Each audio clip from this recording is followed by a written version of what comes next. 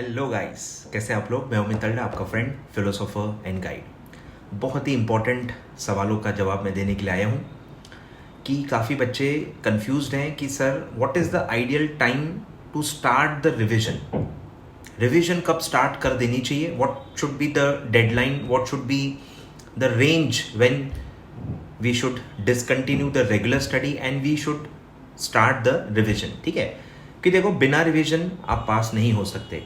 अगर आप last moment तक रेगुलर स्टडी ही कर रहे हो और आप मल्टीपल टाइम्स रिवाइज ही नहीं कर पाए सिलेबस को, आपका कॉन्फिडेंस लेवल नहीं होगा और उतने पासिंग के चांसेस कम होते जाते हैं, क्योंकि आपको चीज़ें रिकॉल ही नहीं होंगी। समझी हुई सब होंगी पर रिकॉल नहीं होंगी। तो वो रिकॉल अगर आपको करना है तो आपको रिविजन्स करनी होंगी, और कितने रिविजन्स ज़रूरी होते हैं वो भी मैं उस पर आपको बात करूंगा। ठीक है, so for that purpose we have to divide the students into groups. ठीक है, कि आप कौन सा ग्रुप दे रहे हो, कितने ग्रुप दे रहे हो, उस पर डिपेंड करता है। मैं CS एग्जीक्यूटिव की ही बात कर रहा हूँ, ठीक है, प्रोफेशनल की बात नहीं कर रहा हूँ। तो CS एग्जीक्यूटिव अगर आप मॉड्यूल 1 दे रहे हो, ठीक है, मैं सब अपने अंदाजे लगा रहा हूँ, मेरे एक्सपीरियंस के हिसाब से यूज़ करना है कि नहीं वो आप डिसाइड करो। कि जो मुझे नहीं जानता वो मुझ पर डाउट करेगा, जो कि सही भी है, मुझे कोई दिक्कत नहीं है। ठीक है, चलो, तो ग्रुप 1 की अगर मैं बात करूं तो आपको मैं ऑलरेडी बता चुका हूं, उसका कंटेंट थोड़ा ज़्यादा है, तो मुझे लगता है उसको आपको 45 डेज कोशिश करनी चाहिए। 45 डेज अगर आप दे सकते हो तो आप दे दो, नहीं तो 30-35 डेज से भी चल जाएगा, बट कोशिश करो कि 45 डेज अगर आप दे पाओ रिविजन्स के लिए तो मेरे हिसाब से काफ़ी है।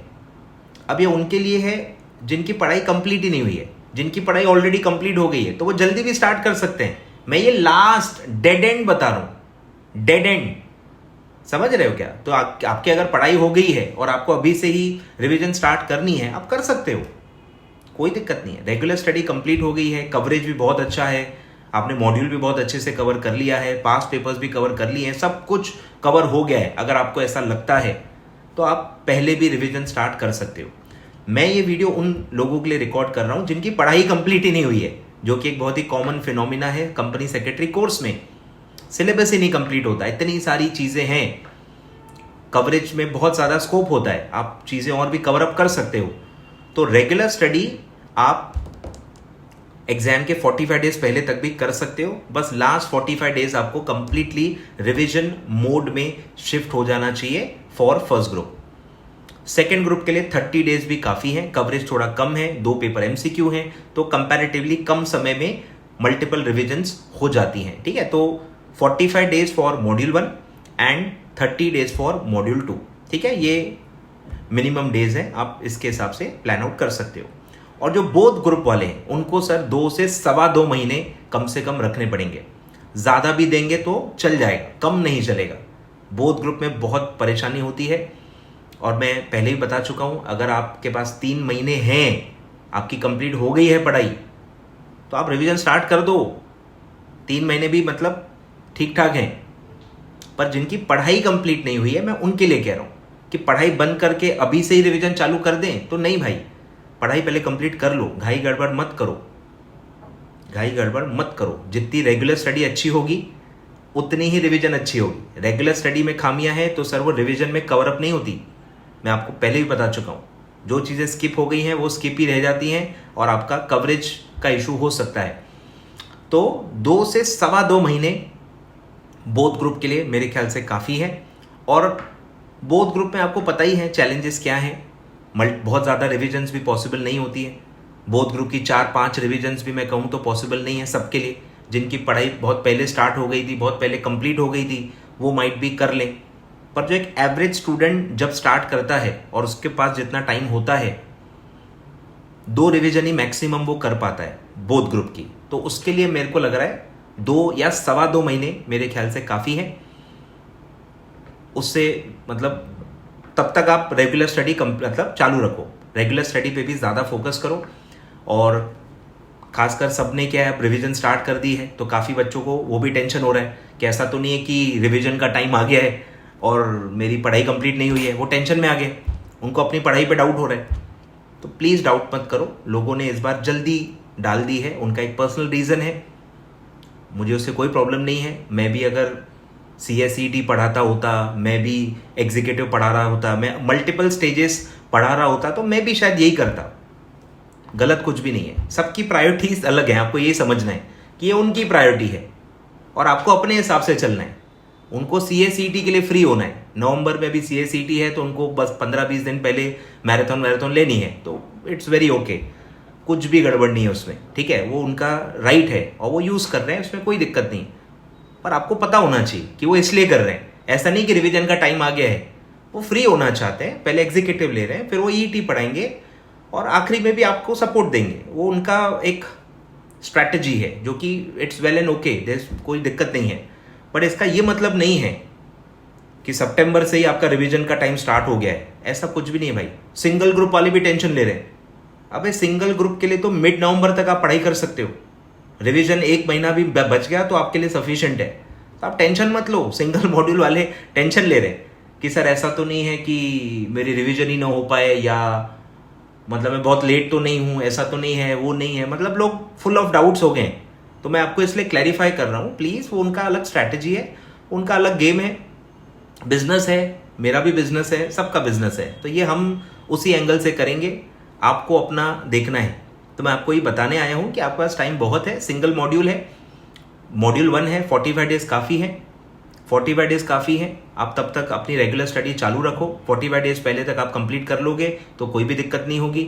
और अगर मॉड्यूल 2 है, 30 डेज पहले भी अगर मिड नवंबर तक की आपकी पढ़ाई कंप्लीट हो जाती है तो भी आप लेट नहीं हो, आप बिल्कुल भी लेट नहीं हो। बस ये बताने के लिए मैं वीडियो शूट कर रहा हूँ, तो please don't get carried away, don't get carried away, revision का टाइम अभी भी नहीं आया है, ठीक है। तो please continue your studies, repeaters हैं तो नए टॉपिक्स पढ़ो। मैं ऑलरेडी काफ़ी अलग अलग तरीकों से ये आपको मैं डिक्टेट कर रहा हूँ, बार बार हैमरिंग कर रहा हूँ कि प्लीज़ नए टॉपिक्स पढ़ो, रिवीजन अभी से मत स्टार्ट करो, क्योंकि जो रिवीजन में आ जाते हैं फिर वो नए टॉपिक्स पढ़ नहीं पाते हैं, उनको हर चीज़ फास्ट करनी होती है, फास्ट नहीं हो रही तो स्किप कर दो, ऐसा मेंटालिटी हो जाता है रिवीजन करते वक्त। बहुत ही शॉर्टकट्स पे अट्रैक्ट हो जाते हैं, हार्डवर्क करने की इच्छा होती नहीं है, कोई एक टॉपिक को बहुत ज़्यादा समय समझने के लिए देना पड़े तो आप दे नहीं पाते हो, उतना पेशेंस लेवल रहता नहीं है, तो रिवीजन में ये प्रॉब्लम्स होती है। एक बार आप रिवीजन मोड में आ गए, रिवीजन मेंटालिटी में आ गए, फिर आपसे रेगुलर स्टडी नहीं होगी, प्रैक्टिस अच्छे से जो करनी होती है वो नहीं कर पाओगे। कोई कंसेप्ट नहीं ख्याल में आ रहा, उसको एक्स्ट्रा टाइम दे दें, थोड़ा नेट से पढ़ लें, थोड़े यूट्यूब वीडियोस देख लें, उसको और अच्छे से समझें, ये सब आप फिर नहीं कर पाओगे। कम टाइम में पूरा चैप्टर कैसे पढ़ें, ये सब पे आपको ज़्यादा अट्रैक्शन होगा और आप यहाँ ज़्यादा ध्यान दोगे, ठीक है। तो आई होप मैंने कट ऑफ डेट्स बता दी हैं, ठीक है। 45 days for group 1, 30 days for group 2 और 2 मंथ्स और